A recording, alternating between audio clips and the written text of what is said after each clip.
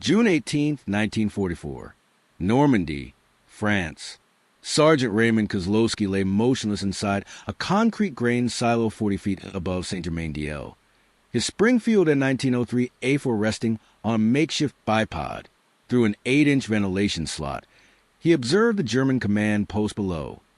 Officers moving between buildings with the confidence of men beyond the reach of American rifles. Kozlowski had been here 17 hours, and in that time he had mapped their patterns, watched them conduct business in the open, because no sniper had found position to observe the secure rear area. They were about to learn that security was an illusion when someone thought like a farmer instead of a soldier.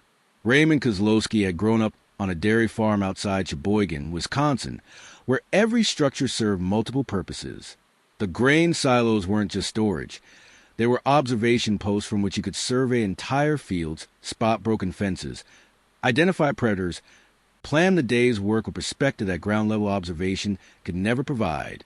As a boy, he'd spent countless hours inside those silos, comfortable in confined spaces, patient in waiting, understanding that height provided advantage and stillness was its own camouflage. He learned to read land from above, to identify patterns and predict movement, to understand that animals and people both followed paths of least resistance. When the draft notice arrived in January 1943, he reported without complaint. A quiet man who stood 6 feet tall, but seemed shorter because he habitually hunched his shoulders, a farm habit from working in low barns. Basic training at Camp Grant, Illinois, revealed skills that surprised instructors but seemed natural to farm life. Kozlowski could shoot with precision born from years of varmint control, where every cartridge cost money. He could remain motionless for hours, a talent from hunting Wisconsin winters where movement meant failure. He understood wind and weather with instinctive knowledge, and possessed a farmer's practical problem-solving mindset that valued results over theory. Recognizing his potential, instructors recommended him for sniper training. By August 1943, he was at Fort Benning learning the formal craft of what he'd practiced informally his entire life. Sniper school taught him military methodology, range estimation, windage calculation, target priority selection based on military value. He learned concealment techniques, field craft, counter-sniper tactics, and the psychological demands of killing individual human beings at distances where you could see their faces. Some students struggle with that intimate violence, but Kozlowski approached it with the same pragmatism he brought to farm work. It was necessary, it served a purpose, and dwelling on feelings didn't change reality. He graduated in the top 15%, was promoted to sergeant, and assigned to the 29th Infantry Division preparing for the invasion of France. D-Day found Kozlowski wading through Omaha Beach with the second wave, his sniper rifle wrapped in waterproof canvas. The overwhelming violence of German defenses, bodies in the water and scattered across sand, burned into memory with traumatic clarity. He made it to the seawall, found cover in a shell crater, and spent 6 hours engaging German positions, providing Overwatcher infantry attempting to advance up the bluffs. He recorded for confirmed kills that day. By nightfall, American forces had secured precarious foothold, and Kozlowski was inland, beginning the brutal work of pushing through hedgerows toward objectives that seemed to recede with every advance. The next 2 weeks taught him that Normandy required different tactics. The hedgerows, ancient earthen barriers topped with dense vegetation, created a landscape where visibility extended only to the next field boundary, where every advance was a separate battle, where German defenders held every advantage. Traditional sniper tactics struggled in an environment where line of sight rarely exceeded 200 yards. Kozlowski adapted, learning to work closer to enemy lines, to use dense vegetation for approaches that would have been suicidal in open country. But he recognized fundamental limitations. Ground-level positions could only observe what the hedgerows allowed. The breakthrough came on June 17th during an advance towards Saint-Germain-d'Iel, a village serving as a German command center coordinating defensive operations across 3 miles. Artillery had pounded the area, infantry had probed the perimeter, but Germans held firm. Kozlowski's company was tasked with eliminating German leadership, but repeated attempts had failed. German officers operated from secure rear areas beyond ground-level observation, protected by multiple defensive lines and alert sentries. studying the problem from a forward observation post. Kozlowski saw the silo. It stood half a mile behind German lines, a concrete cylinder rising from a farmyard, its top visible above surrounding buildings. To officers planning the operation, it was just another farm structure. But to Kozlowski, who had spent his childhood in such structures, it was an observation platform, an elevated firing position providing sight lines impossible from ground level. The silo was inside German-held territory, requiring infiltration through enemy lines. But Kozlowski understood something doctrine didn't emphasize. The best positions were often behind enemy lines because that's where enemies felt safe, where they dropped their guard. He spent that afternoon studying terrain, identifying an infiltration route utilizing a drainage ditch through the hedgerows. The final 200 yards would be dangerous, crossing open farmland, but he calculated a night approach during early morning hours when sentries were least alert would minimize detection. He didn't ask permission because he knew it would be denied. Instead, he told his spotter, Private First Class Dennis O'Brien, that he was going on solo reconnaissance and would return within 24 hours. Kozlowski began his infiltration at 0200 hours on June 18th, moving through darkness with slow, patient advance.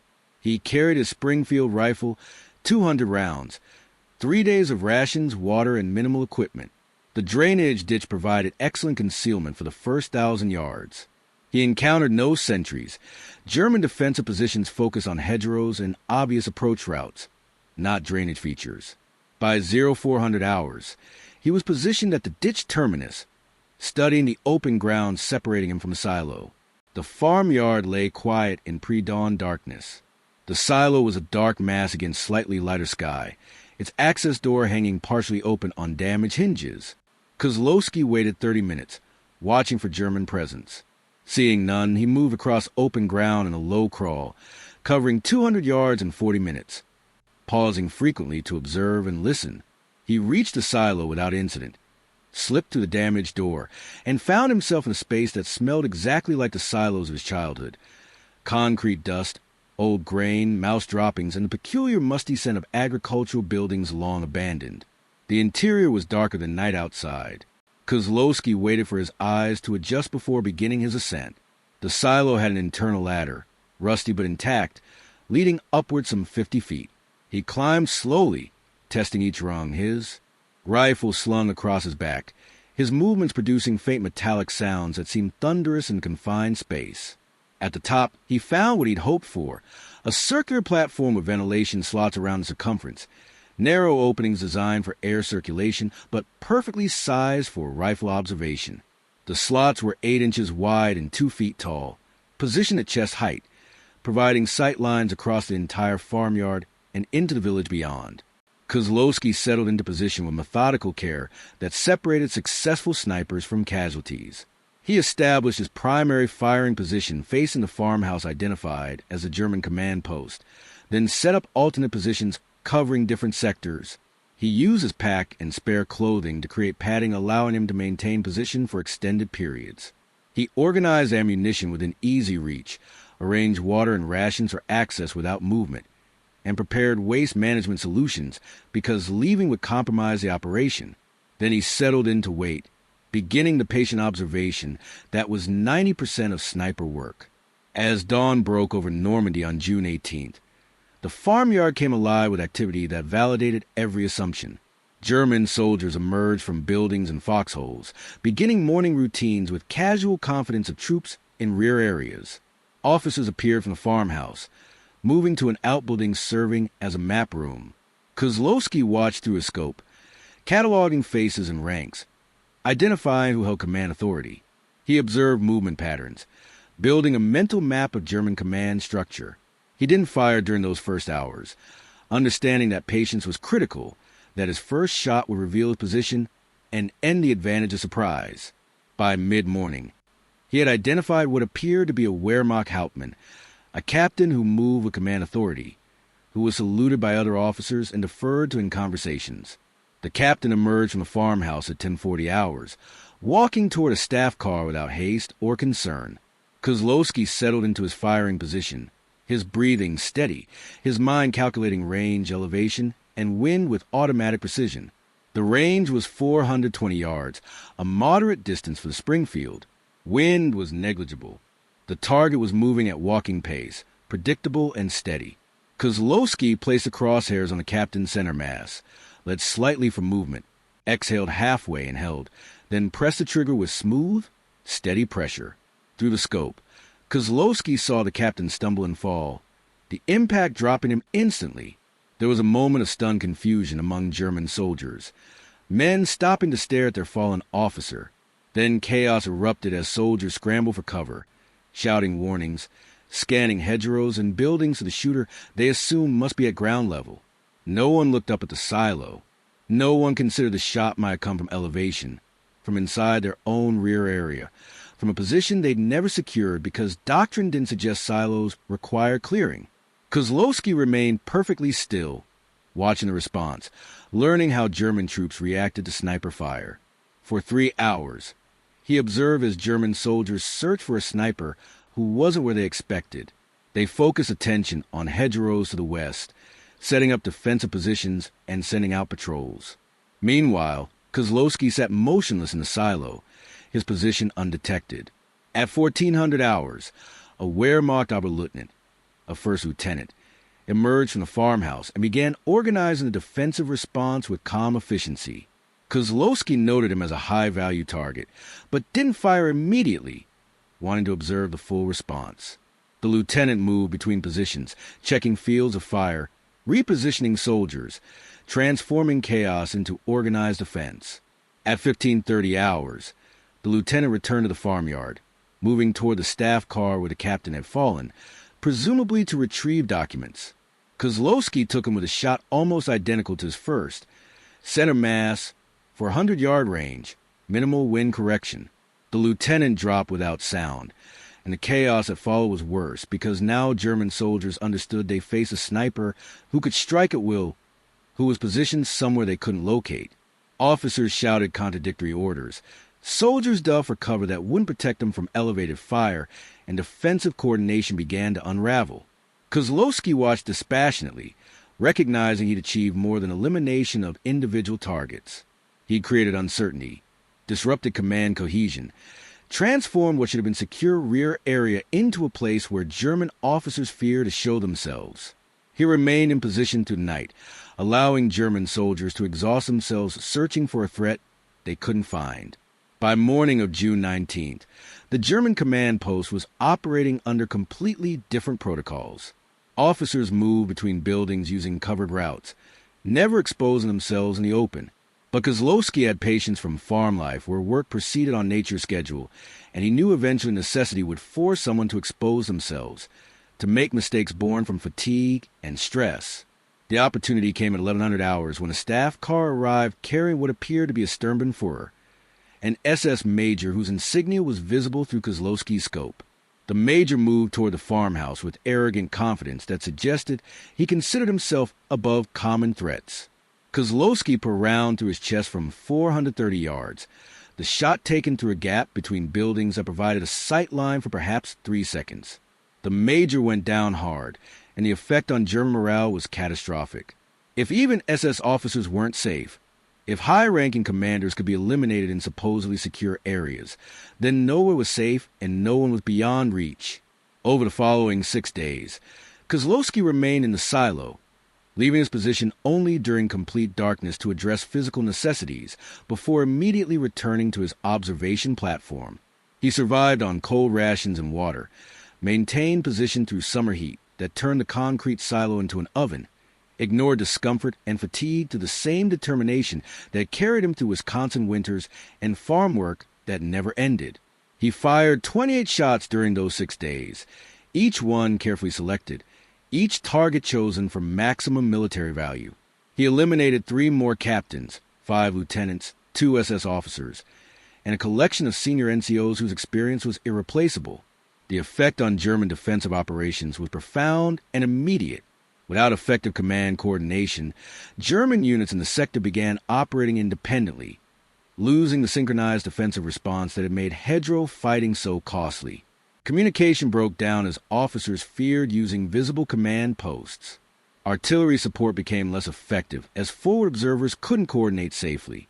Counterattacks lost cohesion because planning required officers to gather in exposed locations. The entire defensive structure, which depended on experienced leadership maintaining discipline under pressure, began to crack under the weight of systematic command elimination. American forces attacking the sector reported encountering increasingly disorganized resistance. German soldiers who fought bravely, but without coordination. Kozlowski's absence from his unit had been noted, and by June 20th, his company commander had initiated inquiries threatening to escalate into a missing in action report. Private O'Brien, knowing Kozlowski was on an unauthorized operation, but trusting his sergeant's skills, had delayed reporting as long as possible with vague explanations. But by the 23rd, delay was no longer sustainable, and O'Brien confessed what little he knew to Lieutenant Harrison, the company commander. Harrison was angry at the unauthorized operation, but intrigued by O'Brien's description of Kozlowski's infiltration plan and his hypothesis about the silo position.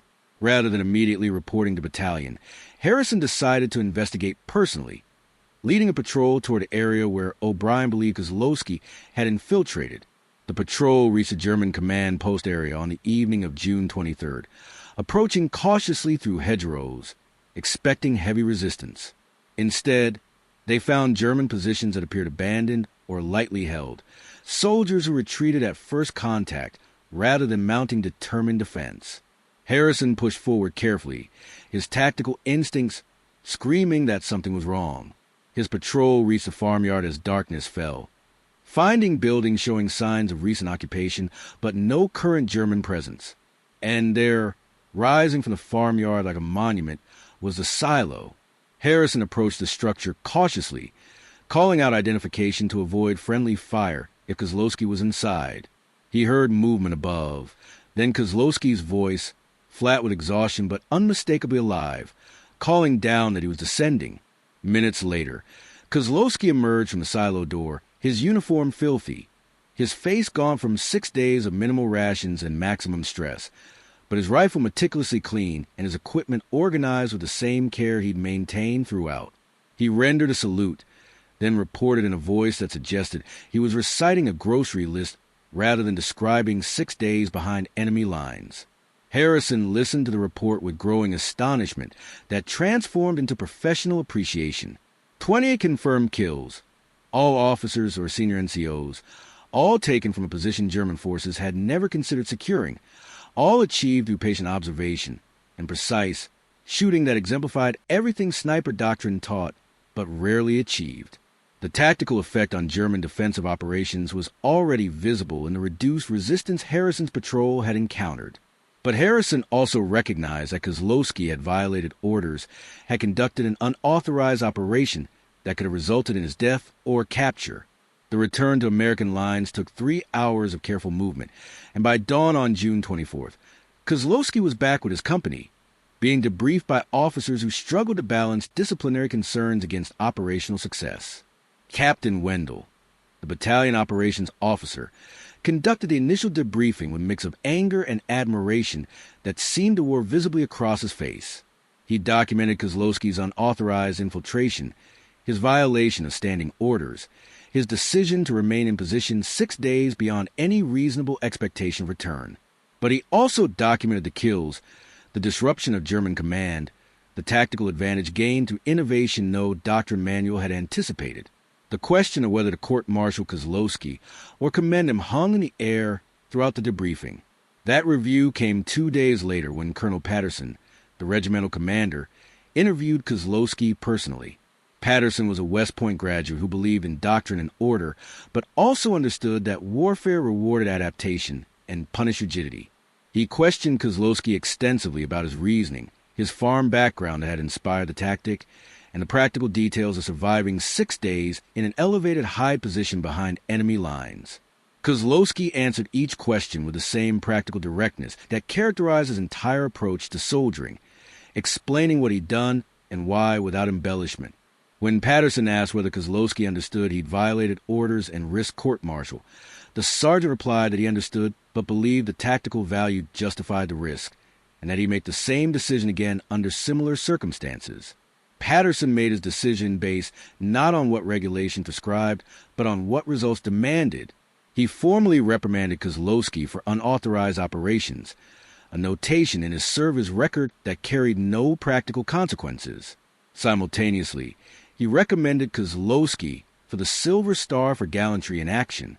More significantly, Patterson ordered the Division Intelligence Section to study Kozlowski's technique and develop tactical guidance for employing elevated high positions in sniper operations.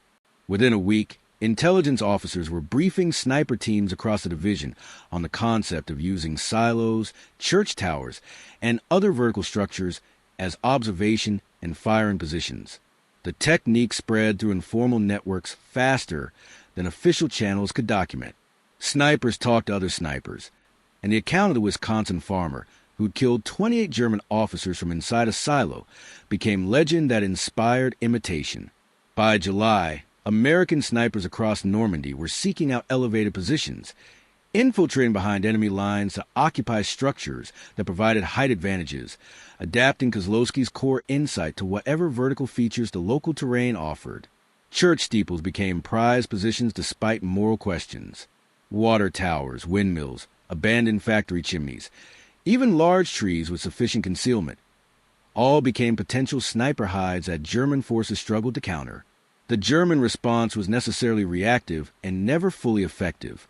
They began systematically destroying vertical structures in forward areas, demolishing silos and towers that might provide sniper positions. They posted guards on churches and prominent buildings. They modified patrol patterns to avoid predictable routes observable from elevation. But every countermeasure carried costs in resources and manpower, and the psychological effect of knowing American snipers might be watching from any elevated position created persistent stress that degraded German combat effectiveness. Officers became reluctant to gather visibly. Communication suffered from excessive caution, and the overall tempo of German operations slowed under the weight of constant vigilance. Kozlowski himself continued operating as a sniper through the remainder of the Normandy campaign and into the advance across France. He never again conducted an operation as extended as the 6 days in the silo, partly because officers now monitored his activities more closely and partly because the tactical situation evolved. But he continued employing elevated positions whenever terrain permitted, and his confirmed kill count grew steadily through summer and fall of 1944. Other snipers adopted not just a technique, but the patient, methodical approach that characterized his work. Understanding that tactical advantage came not just from elevation, but from willingness to remain in position for extended periods, observing and learning before taking shots that would have maximum effect. By September 1944, when American forces had broken out of Normandy and were racing across France toward Germany, the silo tactic had been incorporated into official Army sniper doctrine, though without specific credit to Kozlowski. Field manuals updated to include guidance on employing vertical structures as sniper positions. Training programs at Fort Benning began teaching the technique, and new snipers arriving in Europe came equipped with both skills and doctrinal authorization to seek elevated positions that their predecessors had discovered through individual innovation.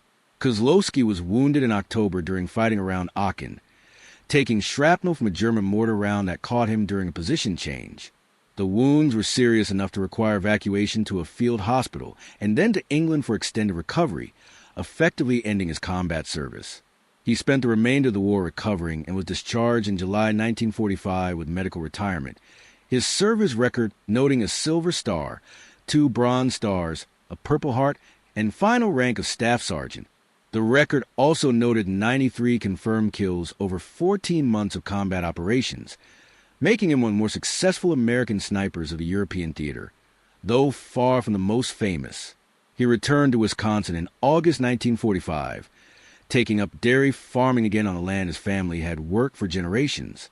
He rarely spoke about the war, rarely mentioned the silo or the 28 officers or the technique that had spread through the Army. When asked directly by curious neighbors or fellow veterans, he would acknowledge he'd been a sniper, would confirm he'd done some shooting in Normandy, but he deflected attention with practiced ease. The farm demanded attention. The cows needed milking regardless of what had happened in France, and Kozlowski threw himself into agricultural work with the same methodical focus he'd once applied to observing German command posts. The tactical innovation he pioneered continued to influence military doctrine long after his return to civilian life. Employment of elevated sniper positions became standard practice not just in the American Army, but in other Western militaries that studied lessons of a European campaign. The sightline advantages, the psychological impact of strikes from unexpected vectors, the disruption of enemy command and control achieved through systematic targeting of officers from positions they couldn't easily counter. All these elements became part of established knowledge that military academies taught and field manuals codified. But the origin story, the account of the Wisconsin dairy farmer who thought to hide in a silo because that was what he knew from childhood, gradually faded from official histories. Part of that fading reflected the military's institutional discomfort with individual innovation occurring outside established channels. The fact that Kozlowski had conducted his most famous operation without authorization, that he'd violated orders to achieve results doctrine hadn't anticipated, created a narrative problem for an organization that valued discipline and hierarchy. It was easier to present the elevated sniper tactic as an inevitable evolution of existing doctrine, a natural development emerging from collective tactical experimentation, rather than acknowledge it had originated with a single soldier's unauthorized operation that easily could have resulted in disaster. Official histories of the Normandy campaign mention employment of vertical structures as sniper positions, noted effectiveness of such tactics against German command elements, but rarely identified specific individuals who pioneered the technique. Kozlowski himself seemed unbothered by the lack of recognition, an attitude reflecting both his personality and cultural background. Wisconsin farm culture valued practical results over public acknowledgement, measured success by harvest yields rather than newspaper headlines, and considered self-promotion distasteful. He'd done what needed doing, had survived to come home, and had returned to work that mattered in immediate, tangible ways. The technique had spread and had saved American lives. That was outcome enough without requiring his name attached.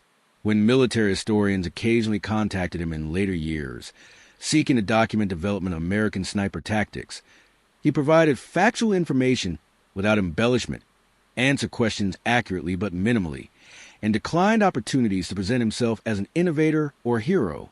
The men who had served with him in B Company, 29th Infantry Division, told the story differently. At reunions and informal gatherings, the account of Sergeant Kozlowski's 6 days in the silo became legend, not through exaggeration, but through addition of context only fellow soldiers could appreciate. They spoke about the courage required to infiltrate behind enemy lines alone, the discipline needed to remain in position for nearly a week, the skill demonstrated by 28 confirmed kills without a single miss that brought counterfire down on his position.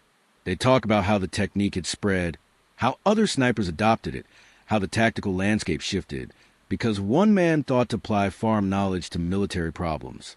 In those informal histories, preserved in memory rather than official documents, Kozlowski's contribution was neither forgotten nor minimized.